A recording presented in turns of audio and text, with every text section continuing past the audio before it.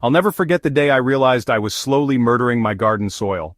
After years of wondering why my plants struggled despite my best efforts, I finally understood that 3 seemingly innocent practices were systematically destroying the foundation of everything I was trying to grow.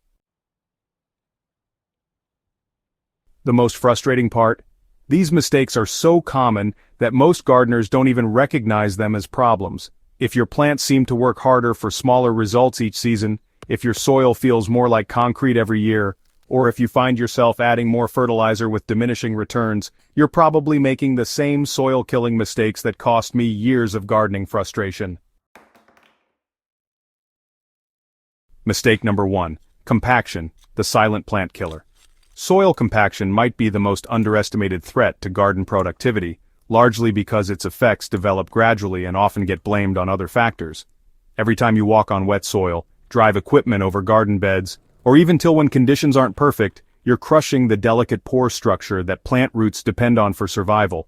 These pores aren't just empty space, they're the highways that allow water, air, and nutrients to move through soil and reach plant roots. Understanding how compaction develops helps explain why it's so devastating to plant health. Healthy soil consists of roughly 45% mineral particles, 25% water, 25% air, and 5% organic matter. When soil becomes compacted, the air spaces collapse, creating dense layers that roots cannot penetrate. Water runs off the surface instead of soaking in, and what little moisture does penetrate often becomes trapped, creating waterlogged conditions that suffocate roots. The signs of compaction are often mistaken for other problems, and that can lead gardeners to apply the wrong solutions. Plants in compacted soil develop shallow root systems because, they just can't push through dense earth. This makes them really vulnerable to drought stress even when there's actually enough water just a few inches below the surface. You might notice that water pools on top of the soil after you irrigate or after it rains, or maybe your soil feels rock hard when it's dry and gets all sticky and muddy when it's wet. Testing for compaction, honestly, doesn't require anything fancy, just a screwdriver and a few minutes of your time. Try pushing a long screwdriver into your soil in several spots around your garden. In healthy soil, it should go in pretty easily to at least 8 inches, but if you hit a lot of resistance within the first few inches, you're probably dealing with compacted layers that are choking your plant's roots. Fixing compaction? It takes both immediate action and long-term strategies. For areas that are really compacted, mechanical decompaction with a broad fork or garden fork can break up those dense layers without destroying your soil structure the way rototilling does. So, here's the thing. Work your soil only when the moisture is just right. It should crumble in your hand, not form a ball when you squeeze it. Working wet soil actually makes compaction worse by smearing the soil particles together. For long-term prevention, it's all about protecting your soil structure with permanent pathways and adding organic matter. Set up designated walking paths through your garden so you never have to step on your planting areas. Raised beds are a great option too, since they naturally prevent compaction by keeping the growing area above where you walk. And, regular additions of compost and other organic matter help keep your soil in good shape by feeding earthworms and other critters that build stable soil aggregates. Mistake number 2, nutrient depletion, the invisible starvation.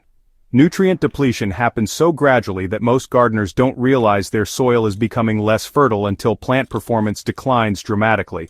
Unlike the obvious signs of pest damage or disease, nutrient depletion shows up as subtle decreases in plant vigor, smaller harvests, and increased susceptibility to other problems. Many gardeners respond by adding more synthetic fertilizers, which actually speeds up the depletion process by feeding plants directly while starving the soil organisms that create long-term fertility. The root cause of nutrient depletion lies in understanding the difference between soil fertility and soil health. Synthetic fertilizers provide immediate nutrition to plants, but really, they do nothing to build the biological systems that create sustainable fertility. Over time, the beneficial bacteria and fungi that make nutrients available to plants die off, leaving soil that depends entirely on external inputs. This creates a cycle where gardeners need increasing amounts of fertilizer just to achieve the same results. Recognizing nutrient depletion means looking beyond obvious signs like yellowing leaves or poor growth. Healthy soil should teem with biological activity, earthworms, beneficial insects, and visible organic matter in various stages of decomposition. Depleted soil looks lifeless, with little evidence of biological activity and a tendency toward either dusty dryness or sticky wetness depending on moisture levels. The most telling diagnostic tool for nutrient depletion is a comprehensive soil test that measures not just nitrogen, phosphorus, and potassium levels, but also organic matter content, pH, and micronutrient availability. Many extension offices provide detailed soil testing services, or you can use home test kits to get basic information about your soil's current status. Pay particular attention to organic matter levels. Anything below 3% indicates soil that's losing its ability to support healthy plant growth. Restoring fertility to depleted soil requires rebuilding biological activity rather than simply adding more fertilizer. Compost serves as both a nutrient source and a biological inoculant, introducing millions of beneficial microorganisms along with balanced nutrition. Unlike synthetic fertilizers that provide quick bursts of specific nutrients, compost releases nutrition slowly over time while building soil structure and water retention capacity. Cover crops represent one of the most effective tools for reversing nutrient depletion, especially in vegetable gardens during off-seasons. Nitrogen-fixing legumes like crimson clover or winter peas actually add nitrogen to soil while their roots break up compacted layers. When cover crops decompose, they provide organic matter and nutrients in forms that soil organisms can process into plant-available nutrition.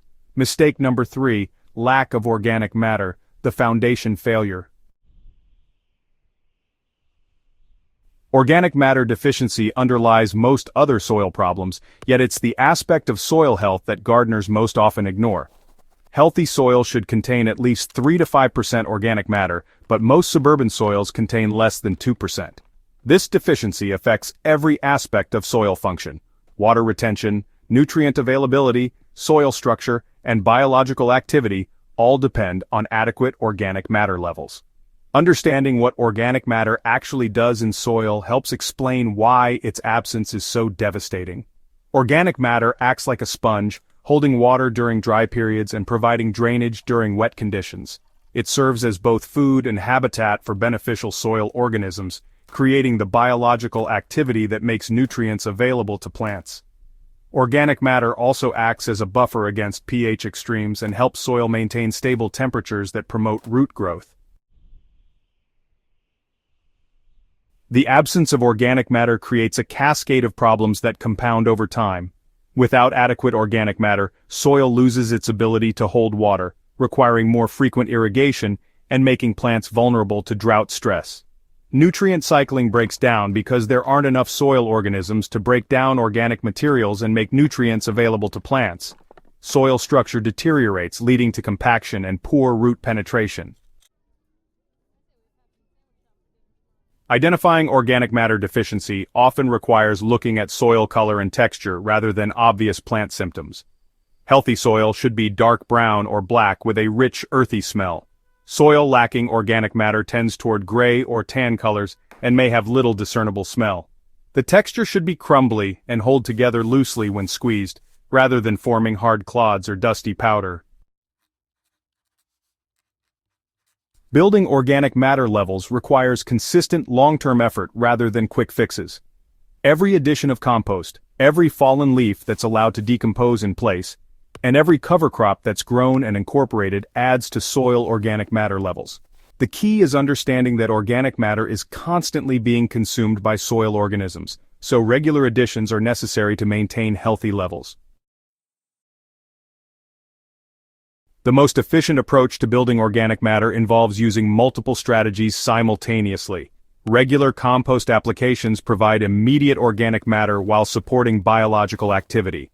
Mulching garden beds with organic materials like shredded leaves or straw slowly decomposes to add organic matter while conserving moisture and suppressing weeds. Leaving plant roots in soil after harvest rather than pulling entire plants allows root systems to decompose and contribute to organic matter levels.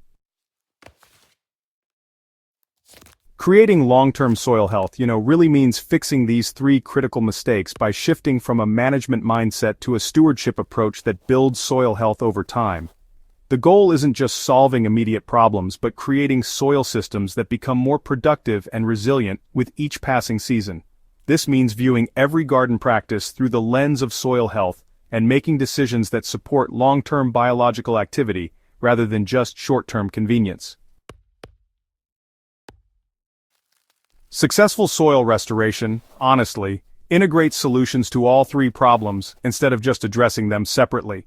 Adding organic matter helps prevent compaction while providing the biological activity that creates sustainable fertility.